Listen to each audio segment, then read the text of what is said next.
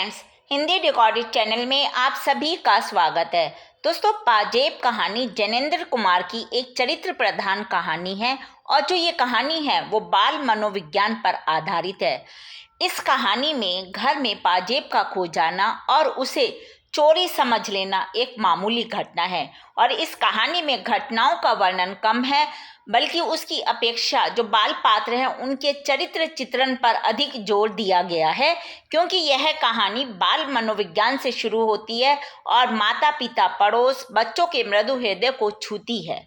दोस्तों, इस कहानी में सभी पात्रों का अपना मनोविज्ञान है और इस कहानी में लेखक ने बालक पात्रों के चरित्र चित्रण द्वारा बाल मनोविज्ञान की कुशल अभिव्यक्ति की है। तो दोस्तों, आज के अध्याय में हम श्री जैनेंद्र जैन की इसी पाजेब कहानी के सारांश पर चर्चा करेंगे। तो चलिए दोस्तों, शुरू करते हैं अपना आज का अध्याय।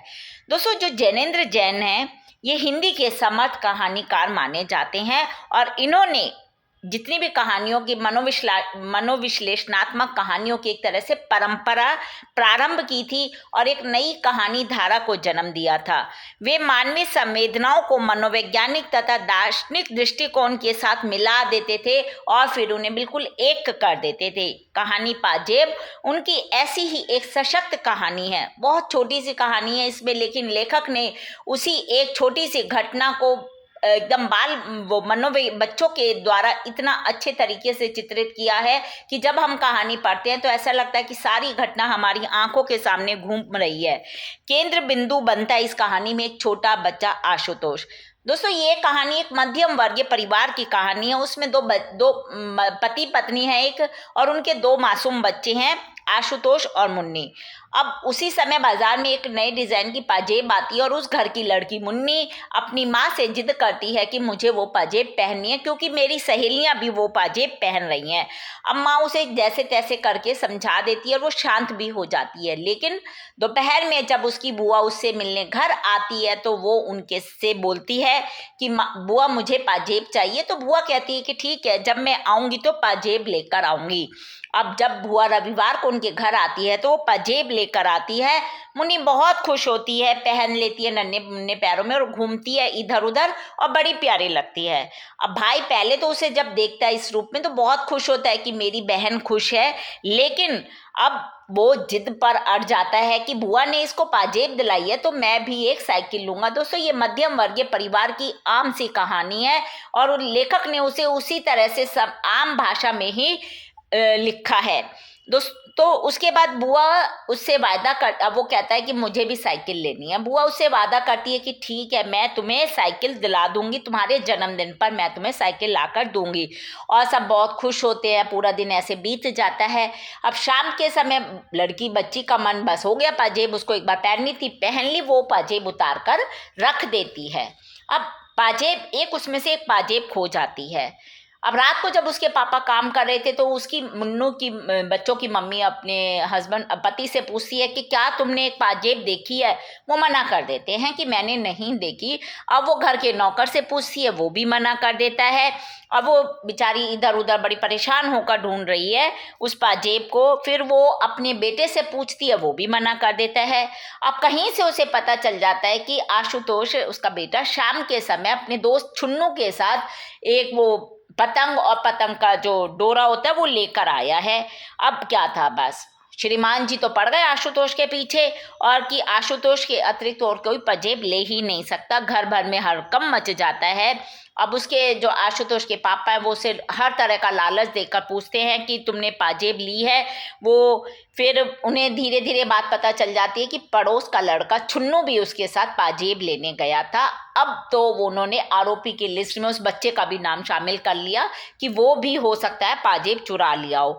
अब बेचारा आशुतोष छोटा बच्चा नहीं समझ पाता, कभी हाँ बोलता कभी ना, क्योंकि वो डर जाता है कि जब उसने चोरी नहीं की तो पाजेब है कहाँ। अब फिर छुन्नू और उसकी माँ को भी बुला लिया जाता है। पाजेब के विषय में उनसे भी पूछताछ की जाती है। छुन्नू की माँ छुन्नू को मारती भी है कि यदि तुमने चुराई है तो तुम बता दो, लेकिन सब बातें होती हैं तो ये नतीजा निकलता है कि शायद बच्चों ने वो पाजेब पतंग वाले को दे दी है। आशुतोष को लगता है कि वो तो इल्जाम से बरी हो गया और वो थोड़ा सहज हो जाता है।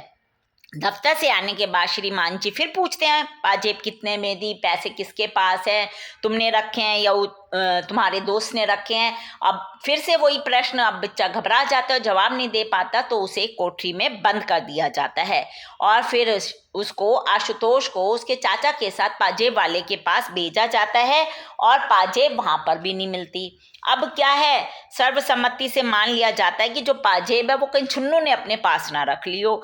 डरे सहमे आशुतोष को उसके पास ले जाने का सोच ही रहे, उसको कोशिश करते हैं कि उसके दोस्त के पास उसको लेकर जाए और वहां फिर से पूछताछ करेंगे। लेकिन उसी समय सामने से बुआ आती हुई दिखाई दे जाती है और जब बुआ उससे प्यार से बोलती है तो वो बेचारा उठकर खड़ा हो जाता है। अब सब बड़ी कोशिश करते हैं कि बुआ को पाजेब की चोरी का ना पता चल जाए, क्योंकि यदि बुआ को पता चल जाएगा कि उन्होंने पाजेब दी और वो चोरी हो गई तो उन्हें दुख होगा इस बात से। नहीं, वो लोग कोशिश करते हैं। अब बातचीत होती है और बुआ उन्हें उस टाइम पे कुछ कागजों का बक्सा देती हैं और कहती हैं कि अपनी, फिर साथ ही साथ वो एक पाजेब निकाल कर देती है और कहती हैं कि शायद उस रोज भूल से एक पाजेब मेरे साथ चली गई थी, जिस पाजेब के लिए घर भर में इतना हड़कंप मचा, बच्चे पर इल्ज़ाम लगा, दूसरे बच्चे पर इल्ज़ाम लगा, चुन्नू पर, वही पाजेब उन्हीं की बुआ के साथ चली जाती है। अब सब स्तब्ध रह जाते हैं, कुछ समझ नहीं आती। कहानी का जो अंत है वो एकदम स्तब्ध करने वाला है और श्रीमान जी डरी हुई दृष्टि से पाजेब को देखते हैं कि इसी पाजेब की वजह से मैंने अपने बच्चे को चोर समझा। तो दोस्तों, ये जो कहानी है इसमें कथानक बहुत छोटा सा है। एक पाजेब के चोरी की घटना को लेखक ने किस तरह से बाल मनोविज्ञान से जोड़ा है, ये इस कहानी में बहुत अच्छे तरीके से लेखक ने लिखा है। जैनेन्द्र जी की यह कहानी पाजेब जो है वो हमारे प्रतिदिन जो हम लोग जीवन जीते हैं साधारण मध्यम वर्ग के परिवार में, उनका जो कार्य है, उनका जो व्यापार है, उन सब पर, उनके व्यवहार को इंगित करती है बहुत हास्य तरीके से और एक बड़ा ही व्यंग्य सा छोड़ती है अंत में कि वो कहानी, मतलब वो जो पाजेब है वो बुआ के साथ चली जाती है गलती से और उसी पाजेब की चोरी का इल्ज़ाम घर के बच्चों पर लग जाता है। तो कथानक की दृष्टि से यह अत्यंत सफल और सशक्त कहानी है। तो दोस्तों, ये हमने आज के अध्याय में श्री जैनेन्द्र जैन की पाजेब कहानी का सारांश पढ़ा।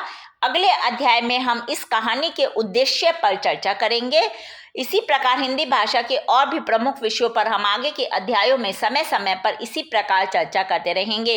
पर दोस्तों, उसको सुनने के लिए आपको मेरे इस चैनल को लाइक और सब्सक्राइब करना होगा। साथ ही दोस्तों, हिंदी भाषा से संबंधित कोई भी प्रश्न आप कमेंट बॉक्स में मुझसे पूछ सकते हैं, मैं शीघ्र ही उसका उत्तर देने की कोशिश करूंगी। धन्यवाद दोस्तों, आपका दिन शुभ हो।